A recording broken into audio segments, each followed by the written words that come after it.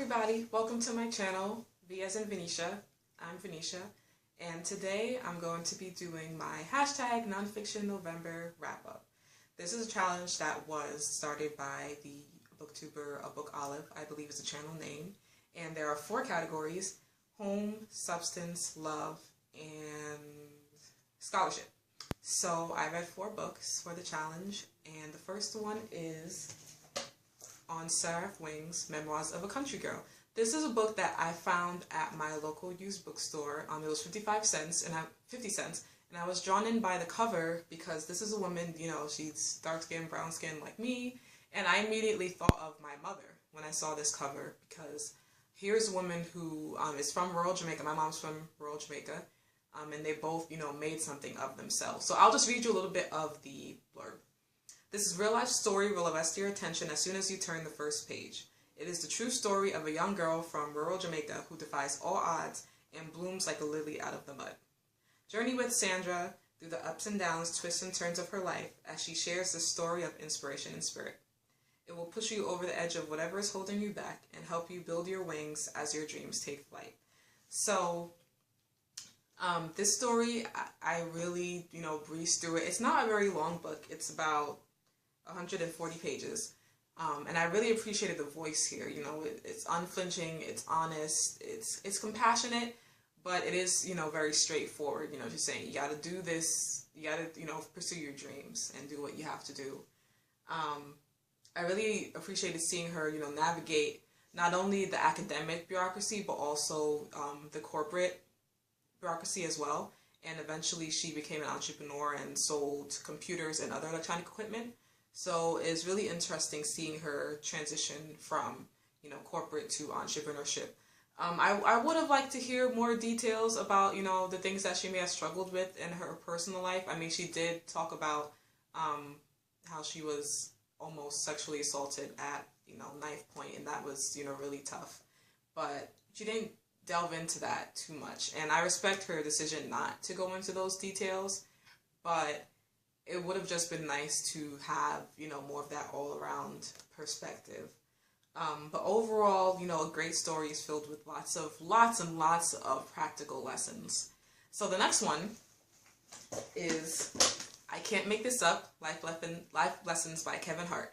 And this is a book that I wasn't interested in him at first, but I figured he's a cultural phenomenon that I should know about. So I started at the library and I picked it up, and I wasn't disappointed. I'm not going to go into too much detail on it here because I have a separate video that is a review of this book. So if you're interested in hearing more of my thoughts on that, I would recommend checking out that video and liking it if you do end up liking it.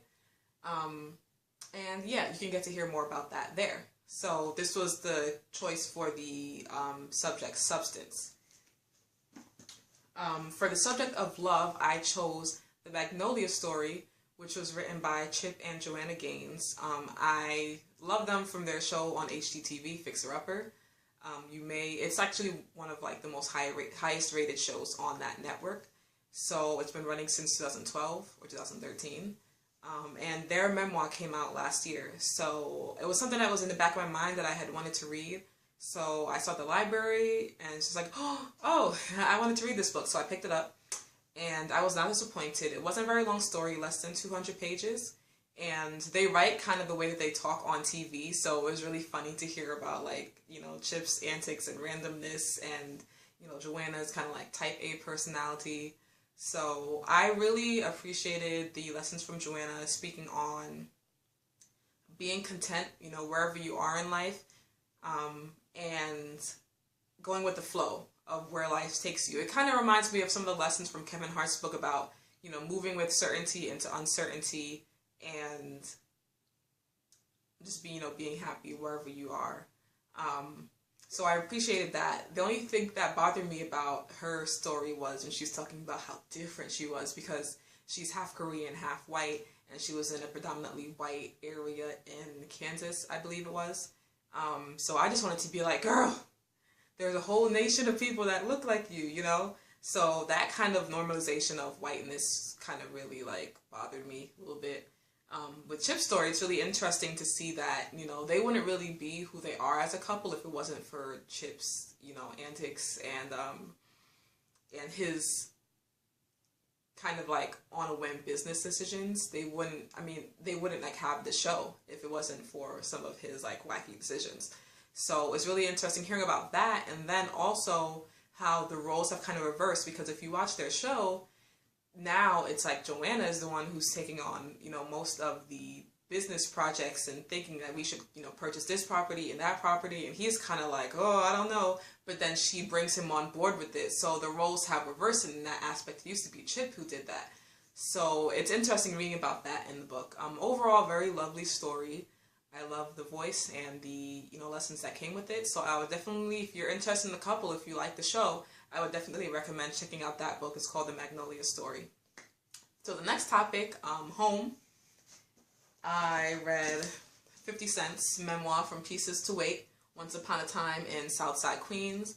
And this fit into the category of home for me because I'm from Southeast Queens. So I had this book already, and I figured that I should just read it now for the challenge. Because I probably wouldn't have gotten around to it if I hadn't, you know, had the challenge. So I'm very thankful for that. And I really loved 50 Cent as a kid. Like, I grew up on his music. You know, songs like, you know, In the Club, Wingsta, like, they're never gonna get old. So I just feel like this book kind of reinforced that he's an icon in hip-hop in his own right, which is pretty cool. And I'm going to read a little bit from the inside flap jacket. So it says,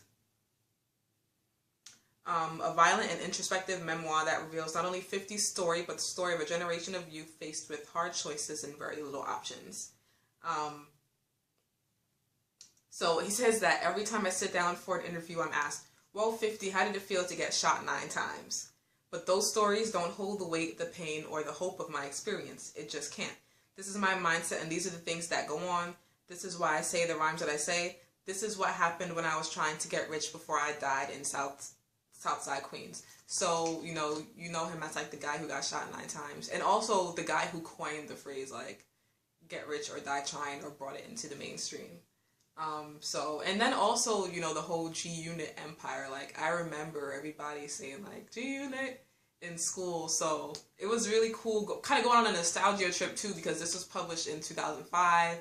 And I just love the songs that came out around that period. Like, you know, these are songs that I grew up on, and they weren't appropriate to be listening to, but it was just really nice kind of going back in time and, you know, reading about how he came up with his rhymes, and especially his lyrics to like In the Club, and the street wisdom, especially for me, like as an entrepreneur, about getting your product through the hands of as many people as possible. That's extremely important. Like, the amount of people that you reach out to is really important. So I flew through this book. The writing is pretty easy. It's not a lot of flowery language, and I would recommend reading it if you're interested in, if you're someone who is interested in hip-hop or 50 Cent.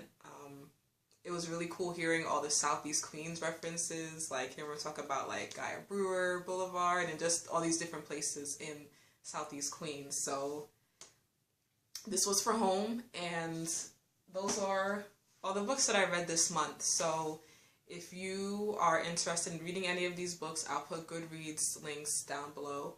And if you like this video, please like it. If you want to see more content from me, please subscribe. I would love to engage with you. And I will see you in the next video. Okay. Thank you for watching. Bye.